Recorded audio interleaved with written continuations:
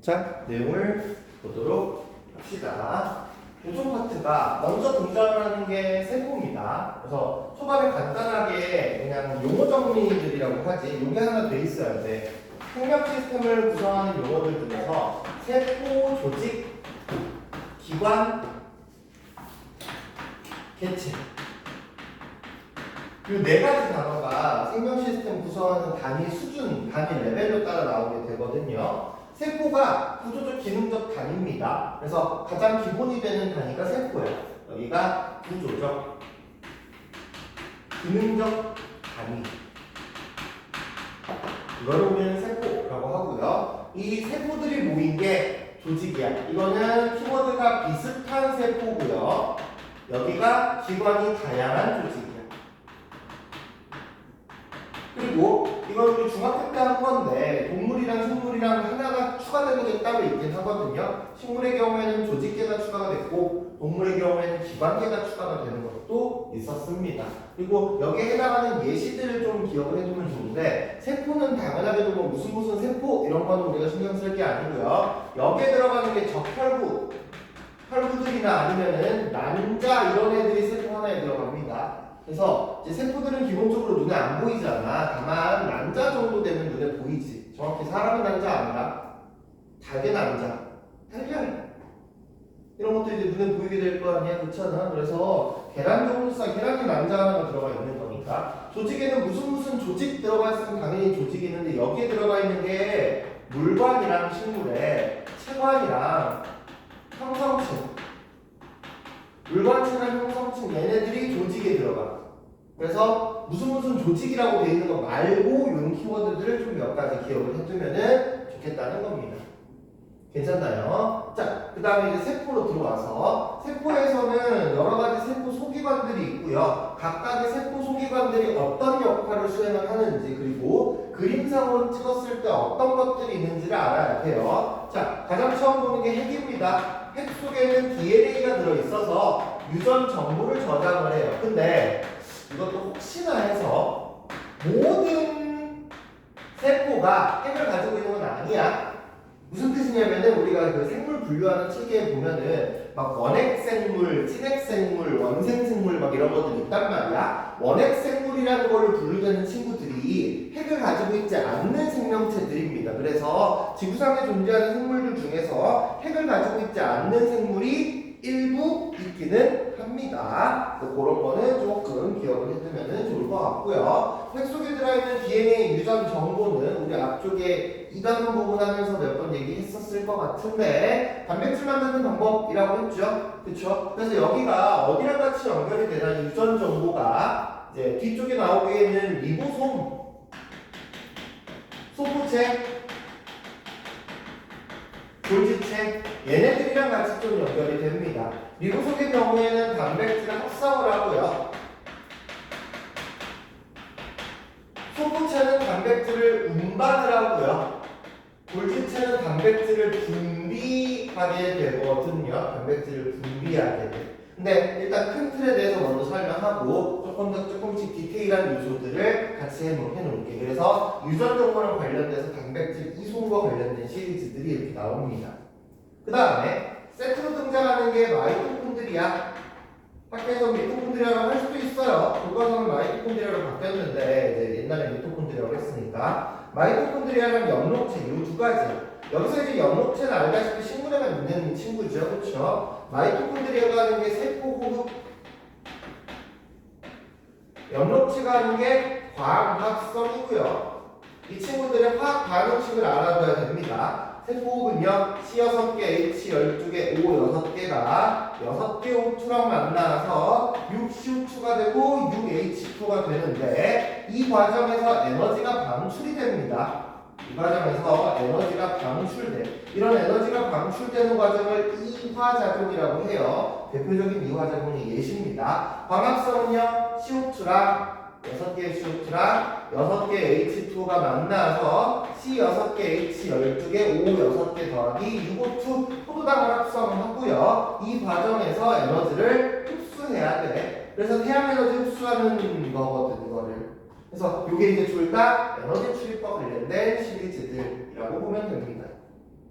괜찮나요? 그 다음에 이제 나머지 구조물 세포막 출입 조절. 여기서 이제 출입을 조절한다는 거는 아무나 들여보내는 게 아니잖아. 출입을 물질의 출입 조절. 출입을 조절한다는 건 내가 원하는 친구만 들여보낸다는 거거든. 물질의 출입 조절이고요. 세포벽이 있습니다. 세포벽도 누구한테만 있는 거야?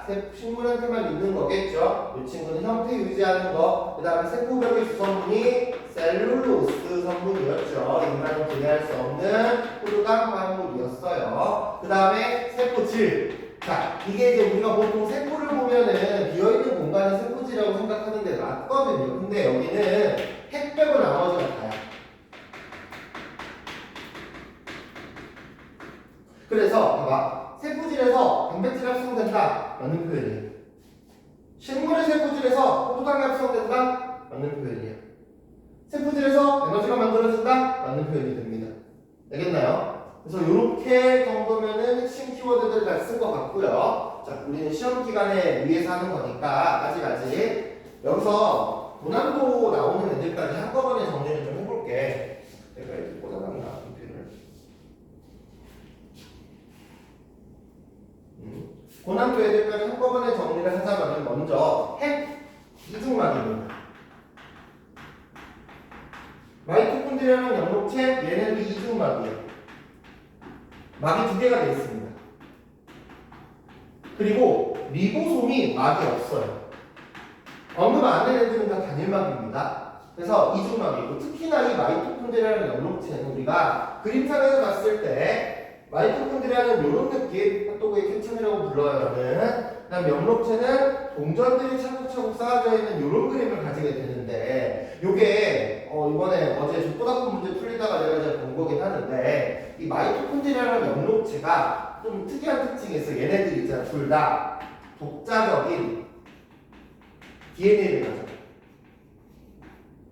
마이토콘드리아랑 연록체는 자기 스스로 DNA를 가집니다.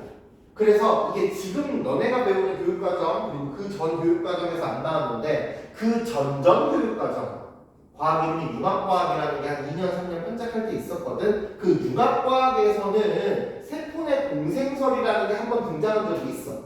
그래서 사람이나 아니면 뭐 동물이나 식물에 들어있는 마이토콘드리아나 연록체가 원래 외부에 따로 독립적으로 존재하는 생명체였는데 지금은 들어와서 합쳐졌다. 이렇게 이제 정리하는 이론이 있거든요. 이제 그거를 얘기하는 문제가 하나 나와가지고 혹시 모르니까 언급은 했어. 지금 딱 너네가 넘어가는 과목이라서 출제하는 애들도 이게 도대체 어느 선까지 나오는지 가늠이 안 되잖아. 그래서 혹시 모르는 애들 다 이렇게 넣어놓는 그런 느낌인 것 같아.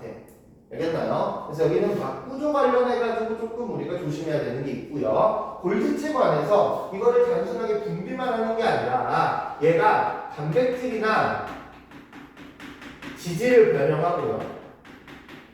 그러니까 그냥 내보내지 않고 변형해서 내보낸대. 변형해서 내보내는 편이고요. 얘가 나갈 때가 어떤 상황이 되냐면 여기 이제 시리즈가 핵이 이렇게 있으면 이 옆에 핵이랑 연결되어 있는 여기가 리보솜, 그러니까 여기가 소포체야. 그리고 소포체에 점점점점점점점 달려있는 게 리보솜이 되는 거예요. 그럼 골지체는 어디냐? 골지체는 따로 있어요. 이쪽이 골지체가 됩니다. 골지체는 따로 존재합니다. 그래서 이 골지체가 세포막 쪽으로 쓱 가잖아? 그러면은 골지체가 분비하는 과정이 이렇게 돼. 골지체가 이렇게 하는 분비 소낭이라는 곳에 단백질을 이렇게 담아가지고 옵니다. 세포벽으로. 분비 소낭이라는 곳에 단백질을 담아가지고 오면은 만나게 되면은 이렇게 해서 돼. 그러면은 여기 나왔는데 여기서부터 이제 밖으로 나갈 수 있게 되는 거잖아. 그쵸? 그래서 분비할 때 세포막의 표면적이 커진다 라는 멘트도 같이 등장하긴 하고. 괜찮나요? 이게 첫 번째 장에서 다룰 수 있는 필기입니다. 그리고 요거랑 관련해서 문제를 바로 할 거야. 종이 하나 갖다 줄까? 따로 있어 정리할 때? 해서 여기 기반한 주어진 문제를 풀면 1번 문제부터 봅시다. 사람을 몸을 구성하는 단계가 세포, 조직, 사람이니까 기관계의 개체야. 사람은 B가 기관계가 들어갑니다. A. 조직은 기본이 되는 단위이다. 틀렸고요. 기관계는 고유한 모양과 기능, B가 기관이고 C가 기관계야. 미안. 고유한 모양과 기능을 가진 구조적 단위는 기관이 맞아. 이게 기관의 정의야. 그 다음에 C는 동물에서만 나타나는 거에서 니은 디귿 4번 이렇게 처리가 될 겁니다. 자, 2번 문제. A가 뭐냐? 골지체야. B가 그러니까 B, C가 화살표가 똑같이 찍혀 있는데 나도 이 문제들을 보면서 조금 정확하게 진단을 해야 되잖아. 보통 리보솜이 여러 개가 있으니까 리보솜에 화살표가 두세 개가 찍혀 있는 게 리보솜이기는 해. B가 리보솜이고 C가 소부체입니다. D, 핵, E, 마이토콘드리아 중간에 핵자 보이죠? 그쵸? 지그재그로 되어 있는 거. 그래서 골지체는 세포 내 물질을 분류하고 가공하는 거다. 이게 이번에 1번이 맞거든요. 그러니까 골지체 관해서 그러니까 사실 근데 솔직히 나는 이 멘트는 이 문제에서 지금 처음 접하거든. 작년에는 이 멘트가 없었어. 근데 올해 이게 막 조금 끌어보다 보니까 나온 것 같아. 골지체는 세포 내 물질을 분류하고 가공. 근데 여기 변형한다고 돼 있잖아. 약간 변형을 시킨대 골지체가. 그래서 1번 멘트를 알아두세요. 2번 리보솜 단백질 합성 맞고요. 3번 라이보솜 단백질 수송하는 통로 맞고요. 핵 내부에 DNA 들어있는 거 맞고요. 마이토콘드리아 들어있습니다. 그쵸? 그러니까 동물세포에 있는 거는 식물세포에 똑같이 다 들어있고 동물세포에 없는데 식물세포에만 있는 게 추가가 되는 거야 그냥. 3번 DNA 세포 그 다음에 라이보솜 이 되겠네. 3번은 2번 어렵지 않을 거고요. 자, 4번 같은 이런 OX 문제 있잖아. 4번 같은 OX 문제는 접근을 할 때 이제 취하면 안 되는 방법이 A가 뭘까를 고민하면 안 돼. 아, 그래서 A가 뭘까? 그래서 B가 뭘까? 이걸로 고민하면 안 되거든요. 그래서 A가 뭘까? 그래서 B가 뭘까를 고민하면 안 되고 차라리 어떻게 들어가는 게 좋냐? 정보를 먼저 보세요. 세포 호흡이 일어난다. 호흡이 일어난다랑 그 다음에 시금치에 있다. 이거를 보면서 여기에 해당하는 걸 찾는 거야. 마이토콘드리아 에포 영록체 세포 호흡이 일어난다는 거는 마이토지. 마이토 하나만 들어가. 그 다음에 시금치의 세포에서 관찰된다는 거는 뭐야? 마, 역, 액 다 들어가네. 그렇잖아. 그래서 표가 되려면 얘는요 뭐 하자면 OXX 얘는 OOO 이런 느낌으로 가야 되는 거 아니야? 그리고 나서 이제 다시 위로 올라가. 그럼 기억이랑 니은이 있는데 이게 호흡이 그대로 기억이고 시금치가 니은이 돼야 될 거잖아. 그리고 미칠 데가 없는 거네. 얘가 동그라미가 어떻게 해? 세 개 다 달려야 되는 거잖아. 그쵸? 세 개 다 달리고 여기가 XOX니까 B가 마이토라고 볼 수 있겠네. 그럼 A랑 C는요 나도 몰라. A, C 구분 안 됩니다. A랑 C가 영록체일 수도 있고 F일 수도 있어. 고등부에는 문제 풀다가 보면 약간 이런 느낌 많이 나오기는 해요. 영록체일 수도 있고 F일 수도 있고요. 그렇죠? 그래서 A가 X이다 틀렸고요. B는 식물세포이다 맞고요. 그 다음에 B는 식물세포에서만 존재한다. 미안, 니은 틀렸네. 식물세포 아니라 동물에도 존재하지. 디귿 시금치세포에서 관찰된다. 니은에 해당한다가 맞습니다. 그래서 디귿만 맞아서 4번에 3번이 됩니다. 알겠나요?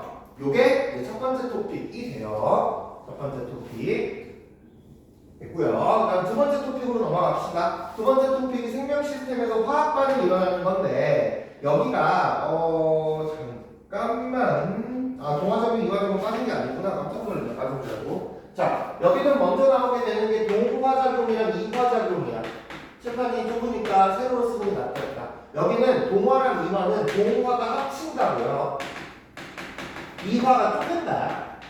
그래서 합치고 쪼개지는 과정을 보면 돼. 그러니까 여기는 포커스가 가장 커다란 동자가 앞에 있냐 뒤에 있냐를 보면 돼.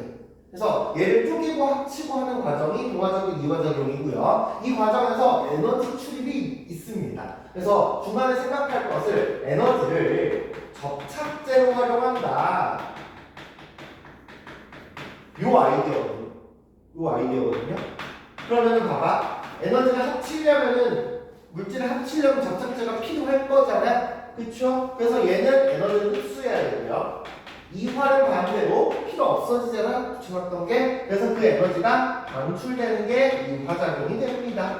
그래프로 따지면요, 두 개 이제 그래프를 살짝 그려서 보면은 에너지 변화의 경향성이 동화작용의 경우에는 올라가고 이 반은 내려오고, 그래서 앞에 반응물과 뒤쪽에 있는 생성물 두 가지를 따로 구분 지어주면은 좋을 겁니다. 괜찮죠? 그리고 나서 여기에 해당하는 게 동화작용에 해당하는 게 광합성, 단백질합성 이런 애들이야. 이런 애들이고요. 이화작용에 해당하는 거는 세포호흡이 있고요. 그다음 뭐 소화 이런 것들도 전부 다 이화작용에 해당하게 돼. 그러니까 보통 생명체에서는 이 과정에서 방출되는 에너지를 어디에 뭐 갖다 메인으로 쓰는 것도 뭐 물론 중요하긴 하겠지만 기본적으로 체온 조절하는 데 씁니다. 체온 조절하는 데. 괜찮죠? 이렇게가 이제 동화 이하고요. 근데 이 동화 이하의 경우에는 생명체에서 일어나는 거잖아. 그러니까 여기서 이제 그 다음에 던진 질문은 그거야. 포도당에 불을 붙이면 불이 붙긴 하겠죠. 설탕에 불 붙이면 불 붙잖아. 그러니까 그런 것처럼 어쨌든 유기물들의 불을 붙이면 얘네들이 연료로서 역할을 하면서 에너지를 주변에 방출한단 말이야. 근데 이게 고온에서는 방출되는 게 당연한 건데 생명체 정도에는 38.5도 요 레벨에서 방출이 자연스럽게 되냐는 거지. 안 됩니다. 38.5도가 아니라 36.5도. 생명체에서 화학 반응이 일어날 게 너무 온도가 낮아요, 낮아. 그렇잖아. 보통 이제 40도 정도 되면은 저기 뭐지? 너네 그 고기 구울 때 그 이게 그 뭐냐 막 TV에 보면 막 이제 온도계 꽂아가지고 재잖아. 그래서 안쪽에 온도가 막 55도 되면 막 다 익었다 그렇게 한단 말이야. 55도는 아까 40도 정도면 우리 목욕탕 온도라고 생각하면 돼. 넌 목욕탕 온도에다가 삼겹살을 넣으면 삼겹살이 천천히 익기는 하겠지? 근데 그게 익는 거지. 막 주변으로 에너지를 방출하는 과정은 아니란 말이야. 온도가 터무니없이 낮아. 그래서 여기는 이제 비교하는 게 먼저 세포 호흡과 연소의 비교인데 세포호흡의 경우에랑 연소랑 비교를 하면은요, 연소는요 한 번의 에너지가 빡 나오게 되는 게 연소의 케이스고 세포호흡은 에너지가 여러 번에 걸쳐서 나옵니다. 근데 이 과정이 둘의 차이가 어떻게 되냐? 먼저 둘 간에 방출하는 에너지의 양은 똑같아요. 세포호흡을 하나 연소를 하나 에너지의 양은 똑같은데 세포호흡은 오랜 시간 낮은 온도에서 한꺼번에가 아니고 단계적으로 내보내고요. 얘는요 짧은 시간 고온에서 한 번에 에너지를 내봅니다. 근데 그렇다고 우리가 낮은 시간, 오랜 시간 동안 낮은 온도에 냈다고 해서 이게 그냥 반응이 일어나는 건 아니거든. 이 친구가 독립적으로 일어나는 건 아니고요. 이 세포 과정에서는 효소라고 하는 생체 촉매가 추가로 필요하게 됩니다. 이 효소, 생체 촉매는 하는 역할이 뭐냐? 활성화 에너지라는 것을 낮춰.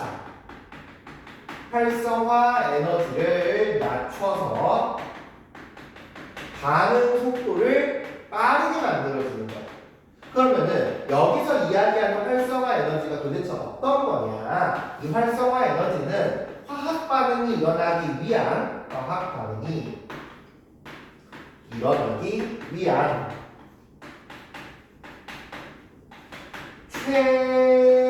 최소한의 에너지. 그래서 보통 이걸 예시를 드는 게 내가 불 끄는 거 예시 더 들어. 여기 손 딱 올려놔. 불 꺼집니까? 안 꺼져. 힘줘서 눌렀어. 꺼집니까? 지금 누르고 있는데 안 꺼지잖아. 이거 왜 안 꺼지는 거야? 힘이 약해서 어느 정도는 돼야 돼. 얘를 딸깍 누를 정도까지 내가 힘을 줘야지 불이 꺼질 거 아니야. 그래서 이 전등을 끄는 행동의 활성화 에너지는 얘를 딸깍 하는데 이 정도의 힘이 있어야 된다고. 그치? 근데 효소가 하는 역할은 뭐냐? 여기다 기름칠을 해. 그럼 이게 어떻게 돼 있어?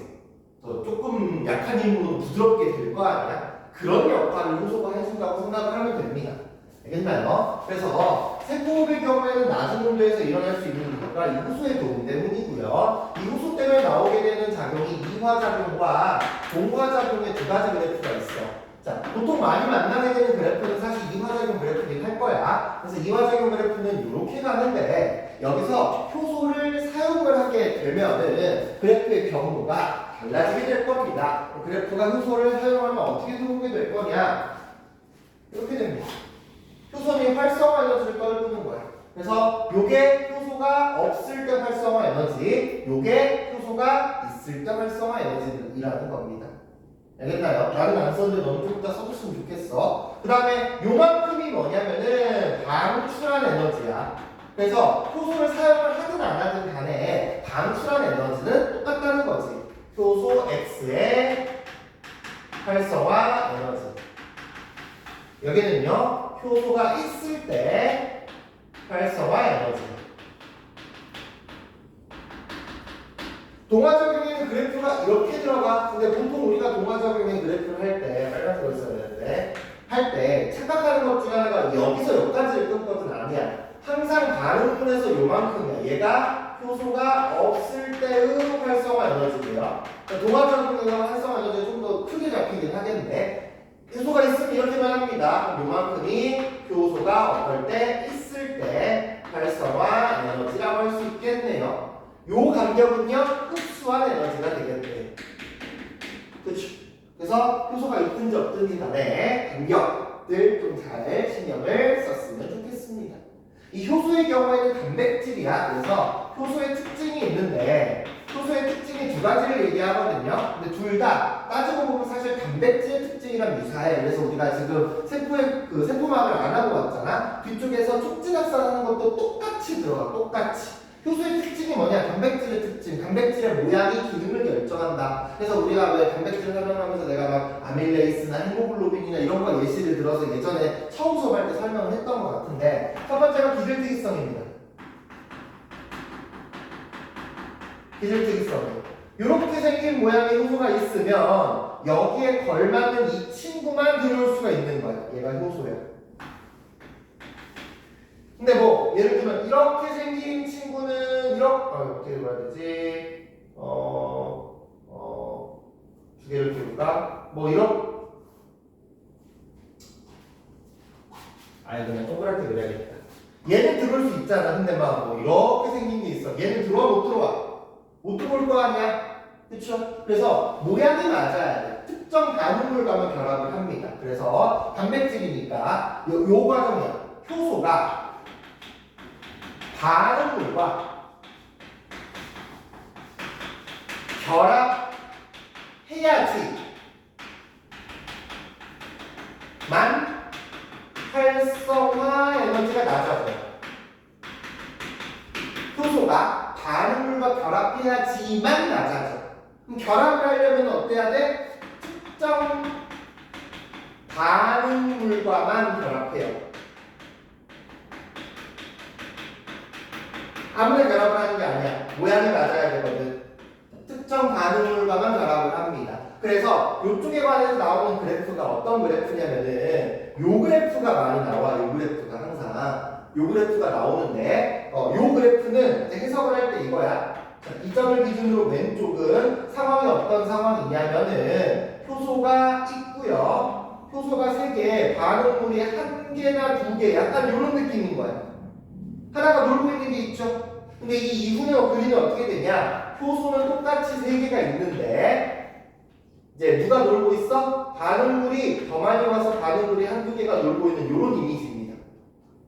이미지를 알겠나요? 그래서 요 앞에서가 세로축이 반응 속도거든요. 근데 이것도 잘 보면 그냥 반응 속도가 아니라 축이 반응 속도긴 해. 가로축이 기질의 농도, 기질이 반응물이야. 그래서 기질의 양이 많아지면 처음에는 속도가 빨라져. 왜? 대기하고 있는 효소가 있잖아. 그래서 손님이 오면은 대기하고 있는 효소가 바로 가서 딱 붙어버리니까 반응 속도가 쩍쩍쩍쩍 빨라진단 말이야. 언제까지? 모든 효소가 다 쓰일 때까지.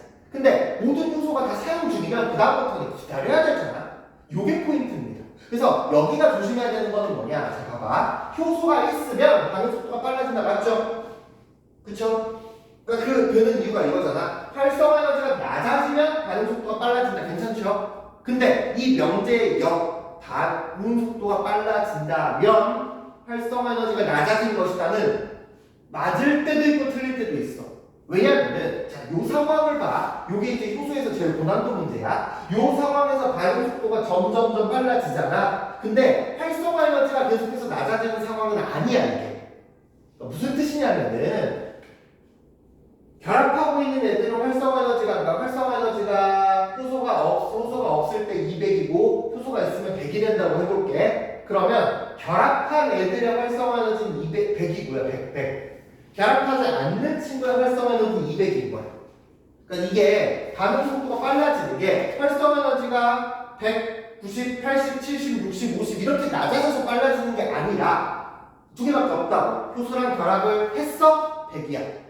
효소랑 결합을 안 했어? 200이야. 여기서 속도가 빨라지는 거는 효소가 대기하고 있는 효소가 있으니까 오자마자 바로 대응을 해서인 거지. 괜찮나요? 요 그래프 하나 있고요. 이제 또 다른 게 나오는 그래프는 조그맣게 좀 해볼게. 이 그래프가 나와. 점점점 줄어들어. 그럼 얘는 반응물이에요. 반응이 진행된 반응물은 점점 줄어들 거 아니야. 그와 동시에 점점점 늘어나는 게 있어. 얘는 그럼 뭐겠어? 생성물이겠죠. 그쵸? 반응물과 생성물의 그래프가 있고요. 그 다음에 공간이 이거 나는 여기다 그릴 건데 너는 요 밑에다가 했으면 좋겠어. 어떤 그래프도 있냐면 자 먼저 찍각 이게 전체 효소거든요. 전체 효소의 개수는 끝날 때나 시작할 때는 똑같아. 근데 어떤 게 있냐? 이렇게 되는 그래프가 있어. 빨간색은 뭐냐? 빨간색은 쉬고 있는 효소야. 빨간색은 쉬고 있는 효소고요. 그 다음에 이렇게 올라가는 게 이제 뭐냐면은 일하는 효소예요. 일한다는 게 결합하고 있는 거. 이 상황. 일하는 효소입니다. 그래서 이런 그래프들이 이제 시험 문제를 풀다 보면 나와서 한꺼번에 싹 다 정리해 줬습니다. 괜찮나요? 요 문제 요것도 적어주면 됩니다. 이러면 또 수강을 하나가 마무리가 된 거거든.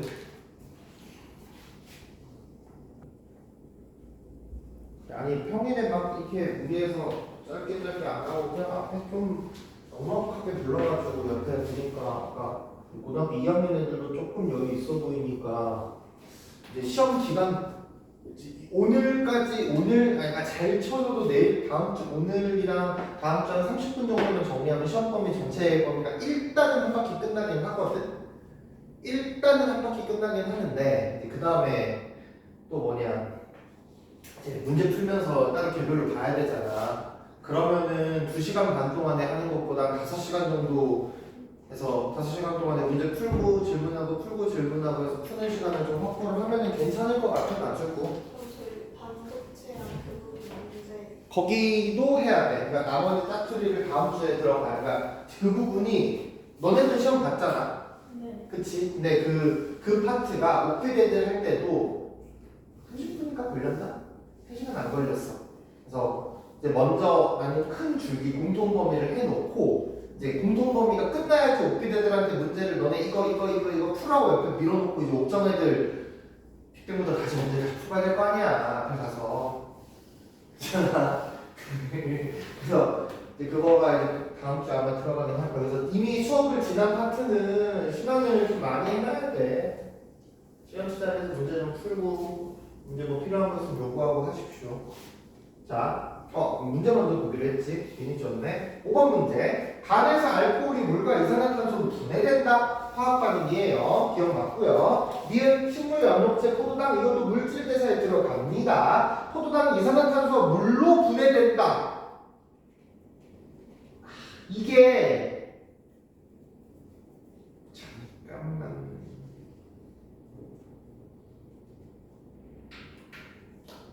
디귿을 넣기는 해야겠다. 디귿을 넣기는 해야겠다. 근데 개인적으로 조금 마음에 안 들기는 해. 왜냐면은 어디서 분해되는지 얘기 안 했거든요.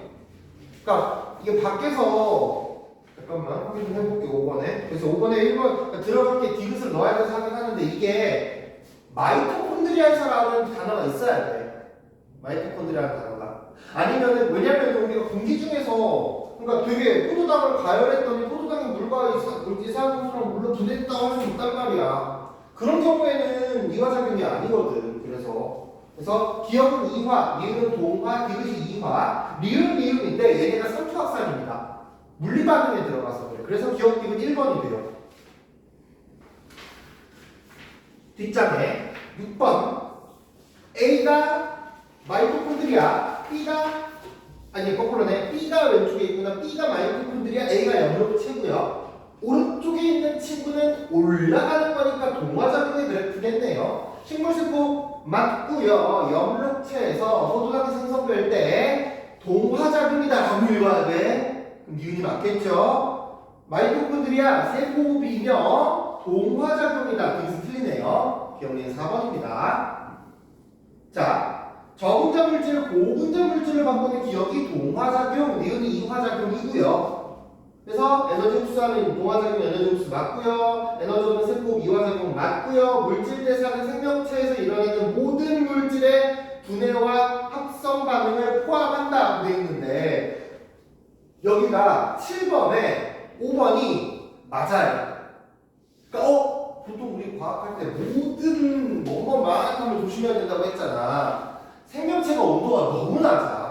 그러니까 생명체에서 일어나는 물질의 분해와 합성, 그러니까 물질이 분해되고 합성되는 게 새로운 물질을 만드는 거니까 화학 반응이거든요. 36.5도 따위에서 일어날 수 있는 화학 반응은 이미 다 일어난 거야.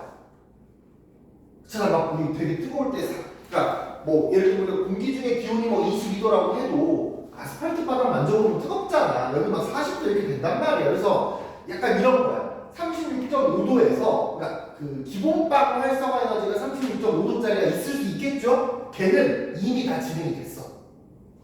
그래서 없습니다. 없어. 우리가 지금 있는 이 세계에서 만날 수 없는 친구가 돼요. 그리고 여기가 이제 문제 풀 때 좀 나오는 것 중에 하나가 어떤 거냐면은 효소가 나오지. 이 효소가 왼쪽에도 가고 오른쪽에도 갔잖아. 근데 똑같은 효소 아닙니다. 다른 효소예요. 그래서 이 효소는 기억과 니은은 동일한 효소를 사용한다. 이런 멘트가 나오거든. 틀린 표현이 될 겁니다.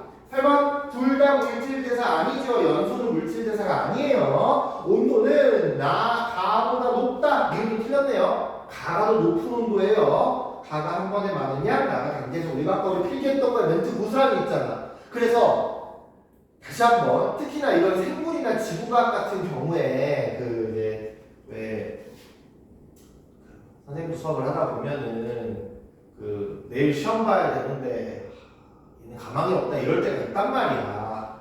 그러니까 그 가망이 없다고 판단하는 가장 1차적인 기준은 뭐냐면은 아까 우리 필기했던 거 있죠? 계속 얘기해. 백지에 쓸 수 있어야 돼.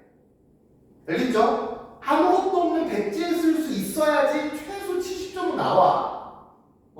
그러니까 그게 기본이야. 우리 수업 시간에 했던 건 양이 조금 더 많잖아. 그것보다 어쨌든 내가 막 압축해서 하는 거니까 칠판에 오늘 칠판 정리해주는 거는 진짜 아무것도 없는 상태에서 눈 감고 여기에 뭐 썼는데 뭐 위치까지 맞춰가지고 다 쓸 수 있어야지만 시험을 볼 준비가 된 거야. 그게 안 되면은 문제 푸는 게 별로 재미가 없고 문제 풀어도 별로 의미가 없어서 알겠죠? 외워야 됩니다. 외워야 될 거는 하정이도 그쪽에 조금 더 먼저 신경을 쓰는 게 좋겠네. 그래야지 될 수 있어. 지구과학이나 생물은. 그리고 거꾸로 뒤집어서 지구과학이나 생물은 그것만 되잖아? 그러면은 70점 80점 나온다니까. 자, 9번 문제. A 효소 주성분 단백질 맞고요. 그 사용 불가능하다 틀렸고요. B는 A랑 결합을 못했네요. C가 A랑 결합하는 기질이지. D도 틀리고요. 결합하면 활성화하는지 감소한다. 기억 리을 2번이 됩니다. 10번도 반응을 하는 게 누구만 붙겠어? A만 붙겠네요. 효소 주성분 단백질 A랑 반응한 다음에 B랑 반응 안 합니다. 이게 틀리게 될 거고요. 하나의 효소가 모든 아니 단계적으로 순차적으로 다 다른 요소가 있어야 돼. 그래서 중간에 고리 하나가 끊어지면 그 뒤쪽이 다 밀려. 다 안 됩니다. 1번이에요. 11번에 A가 바로 주간 에너지, B가 효소가 없을 때의 활성화 에너지, 효소가 있으면은 B가 낮아진다 라고 할 수 있겠네요. 괜찮나요? 뒤쪽에 12번 감자즙 가지고 실험하는 거야. 감자즙이랑 생강에는 카탈레이스라고 하는 효소가 들어있어. 이 카탈레이스는 과산화수소를 물과 산소로 분해하는 효소입니다. 다시 한번 카탈레이스라는 효소는 과산화수소를 물과 산소로 분해하는 효소야. 그래서 이거 그리고 있잖아. 그것도 있다. 효소는요 아예 일어나지 않는 반응을 강제로 일어나라고 하는 건 아니야. 효소는 뻥튀기 시켜주는 거거든. 근데 애초에 반응 속도가 0이면 뻥튀기가 돼야 안 돼? 안 됩니다. 그러니까 요거는 조심해야 돼. 아무것도 없는 과산화수소가 물과 산소를 분해가 안 되는 건 아니야. 되긴 합니다. 되게 느리게. 그치? 다만 기포 발생은 조금 생각을 해봐야 돼. 왜냐면 얘들아 우리가 내가 이거 봐봐. 빨대에다가 이렇게 하고 세이브는 기포가 나올 거 아니야? 근데 공기를 천천히 불어넣으면은 기포 안 나오지 않아? 조금씩 불어넣으면 기포 안 나오잖아. 그렇잖아. 그런 상황이야. 그래서 과산화수소가 분해가 되긴 하는데 되게 찔끔찔끔 분해가 되니까 기포까지는 안 나오는 거야. 그래서 기포 X라고 해서 과산화수소가 분해되지 않는다는 건 아니라는 겁니다. 해석을 할 때. 알겠나요? 어쨌든 다 기포 발생 시험관에 이게 감자즙이고요. 추가한 거는 이거는 추가한 거잖아. 그래서 기포 발생 합의죠. 기억 보기. 그리고 기포에 산소 포함되어 있는 거 카탈리에서 들어 있습니다. 그리고 이 실험은 이게 지금 족보답은 문제들이 어쨌든 문제를 조금 짧다 보니까 아쉬운 게 있는데 이 실험을 하는 목적. 그러니까 처음에 한번 실험을 완결을 했잖아. 그 다음에 감자즙 있는 상태에서 카탈리에스를 추가로 넣었지. 이 실험을 왜 이렇게 하냐? 재사용 가능성을 확인하기 위한 실험이야. 이 실험. 알겠나요? 효소가 재사용이 가능하다는 재사용 가능성을 확인하기 위한 실험이다. 이 생각도 하고 계시면 좋을 것 같습니다. 자, 괜찮죠? 그리고 마지막 토픽 가봅시다. 오늘 세포 구조까지 다 건드리면 시간이 다 걸쳐 맞을 것 같아. 세포의 구조입니다. 세포는요, 인지질로 이루어져 있어요. 인지질은 대가리가 인산, 친수성이에요. 꼬리가 지질이야. 소수성입니다. 그래서 형성이 되는 과정 자체가 물속에 기름들이 들어가면 기름들끼리 이렇게 뭉치려고 한단 말이야. 이게 뭉친 거를 위아래로 누르는 겁니다. 그래서 이게 위아래로 눌려서 이 모양으로 되어 있는 거야.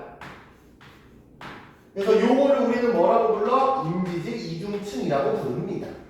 인지질 이중층. 그리고 이 인지질 이중층에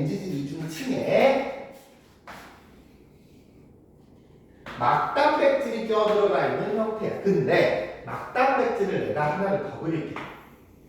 색깔이 다릅니다. 다른 색깔로 막단백질 그려줘야 돼요. 이게 이제 중요해. 자, 그래서 세포만의 구조의 경우에는 세포가 구조는요, 기본적으로 인지질 이중층에 막단백질이 꽂혀 있는 거예요.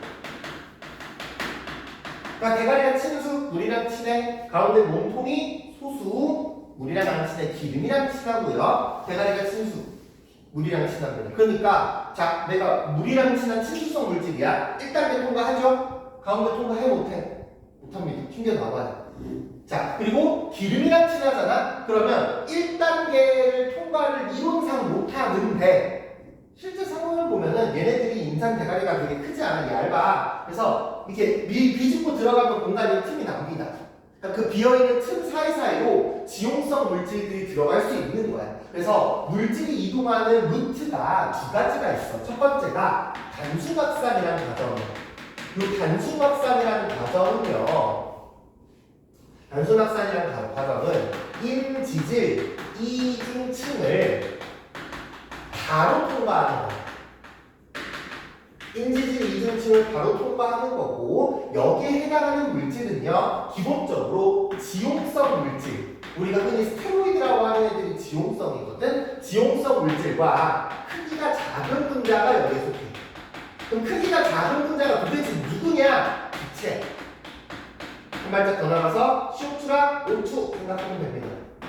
크기가 작으면은 분자가 대기력이 약해서 실온에서 기체 상태로 존재하거든요. 얘네들의 경우에는 그래프가 어떻게 나오냐면 단순확산 그래프가 그냥 이렇게 나옵니다. 가로축이 농도 차고요. 세로축이 이동 속도예요. 농도차가 크면 클수록 점점 빨리빨리 이동합니다. 이게 단순확산이에요. 그 다음에 촉진확산의 경우에는 누구냐? 이 친구는요, 막단백질을 이용을 하는데, 이 막단백질이 아까 우리가 앞에서 이야기한 효소랑 똑같아. 전용 막단백질을 이용하는 거예요. 이게 포인트예요. 아무나 들어갈 수 없고, 내가 들어가려면 내 전용 막단백질이 있어야 돼. 여기에 들어가는 게 수용성 물질이랑, 이제 이온들이 여기에 포함이 됩니다. 수용성에 해당하는 것들이 포도당 아미노산이고요. 이온이 뭐 Na 플러스나 K 플러스 이런 애들이 해당하게 되겠죠. 그래서 촉진확산의 그래프가 이렇게 나옵니다. 이거 누구 그래프랑 똑같아? 효소 그래프랑 똑같죠. 근데 똑같다니까 여기도 어떻게 돼? 이거 되기 전까지가 이 뒤에가 중요해. 모든 막단백질이 그러니까 얘네들이 막단백질을 탐구하니까 초반에 빠르거든요. 여기서부터 모든 막단백질이 이용 중이야. 그럼 뭐 해야 돼? 기다려야 돼. 언제? 막단백질 자리가 나올 때까지. 괜찮나요? 그래서 이 촉진 확산에서의 포인트가 전용이라고 했잖아. 이 촉진 확산을 통해서 세포막이 물질의 출입을 조절하는 거야. 근데 이 물질 출입 조절이 내가 들어오고 싶은 것만 들여보내고 이제 아닌 애들은 차단을 해야 되는 거잖아. 지용성은 이걸 돼 안 돼? 안 돼. 지용성은 다 통과야. 프리패스야. 근데 수용성 중에서 그러니까 수용성인 애들은 내 전용 막단백질이 있어야지만 통과할 수 있게 돼. 이걸 우리는 선택적 추가성이라고 부릅니다. 선택적 추가성. 얘가 확산. 그리고 확산을 관통하는 가장 큰 주제, 에너지 손실이 없어요. 에너지 소모가 없고요. 방향이 진한 데에서 연한 데로 퍼져나가죠. 그렇죠. 이거를 막 되게 유식한 말로 고농도에서 저농도로 용질이 간다. 굳이 이렇게까지 할 필요는 없고요. 그냥 진한 데에서 연한 데로 퍼져나간다 이 생각을 하면 돼. 언제까지? 여기에 있는 모든 농도가 똑같아질 때까지.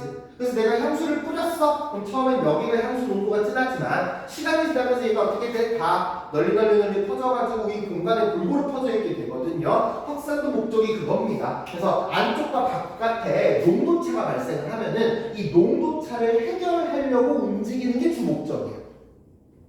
어떤 느낌인지 조금 알았나요? 요게 확산이에요. 그리고 이 확산이 일어나면 참 좋은데 확산이 일어나기 어려운 환경이 바로 삼투 현상입니다. 삼투는 내가 아이디어를 두 가지를 제안을 할 거야. 첫 번째가 요 아이디어야. 보통 우리가 삼투를 보는데 이거는 화학에서는 이 그림으로 많이 그리는데 생물은 이 그림으로 굳이 약간 이런 느낌이 하는데 요 사이를 내가 세포막을 낀다고 할 때 세포막이고요. 포도당 막단백질이 이제 껴들어가 있어. 그럼 여기로 포도당 이동해볼게? 하기는 하죠. 그쵸? 포도당 막단백질이 껴들어가 있으니까 포도당 이동을 하기는 하거든. 근데 왼쪽에 5% 소금물이고 오른쪽에 10% 포도당이야. 그러면 자 시간이 이게 이 안에 있는 용질이 막단백질을 통해서 이동을 할 수는 있거든. 다만 너무 답답한 거야. 왜냐면 10,000명이 대기를 하고 있는데 이제 창구에 혼자 앉아있어. 대기줄이 10,000명이에요. 그러니까 시간이 어떻게 되겠어? 되게 오래 걸리겠죠. 그쵸? 그러니까 이런 상황은 돼. 보통 우리가 반투과성 막이라고 해서 큰이들 이 삼투 쪽을 생각을 할 때 용맥, 물은 통과하고 용질이 통과를 아예 못해야 된다고 잘못 생각할 수 있는데 꼭 그럴 필요는 없고요. 어느 정도만 되면 되냐면 그러니까 지금처럼 막단백질이 껴 있어서 하기는 하는데 다만 양쪽의 농도 차를 해소하려면 시간이 너무 오래 걸리는 경우도 똑같이 삼투가 걸릴 수 있습니다. 삼투 현상을 이야기를 할 때 이 멘트를 써. 짜면 물을 당긴다. 짠 데가 물을 당깁니다. 어디가 더 짜죠? 10%가 더 짜죠? 그래서 10% 쪽으로 물이 이동을 합니다. 그러면 여기는 수위가 내려가게 될 거고요. 물이 이동을 하니까 여기는 올라가게 되겠지. 그렇지 않나요?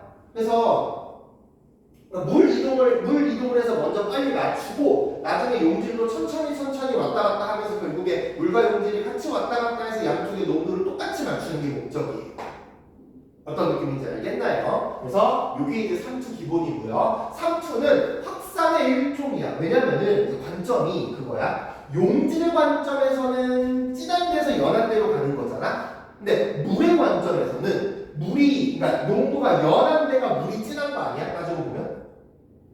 그렇잖아. 그러니까 물의 관점에서도 진한 데서 연한 데로 간 것뿐이야.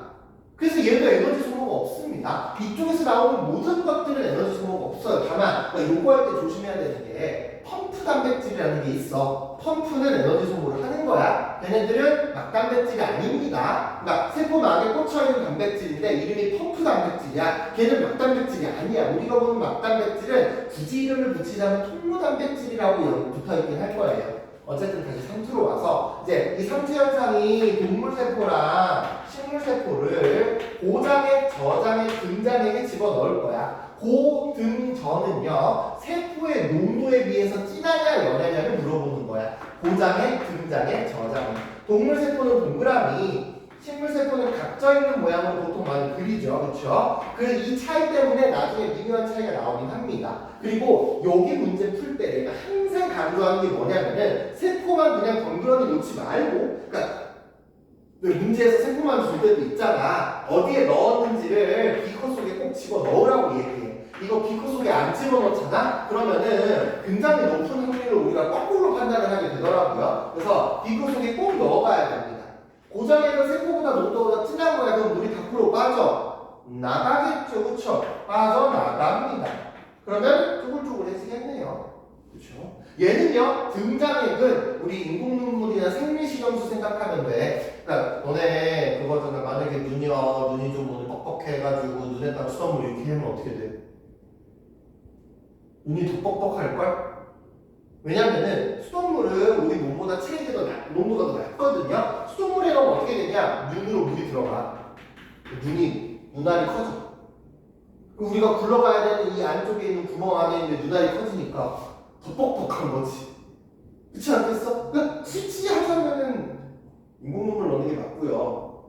굳이 이게 눈이 뻑뻑할 때 한정에서는 바닷물이랑 맹물 중에서 바닷물이 더 나올 수도 있겠네. 그렇잖아. 맹물 넣으면 눈알이 커진다니까. 그래서 안 굴러간다고 안쪽에서. 이런 차이가 됩니다.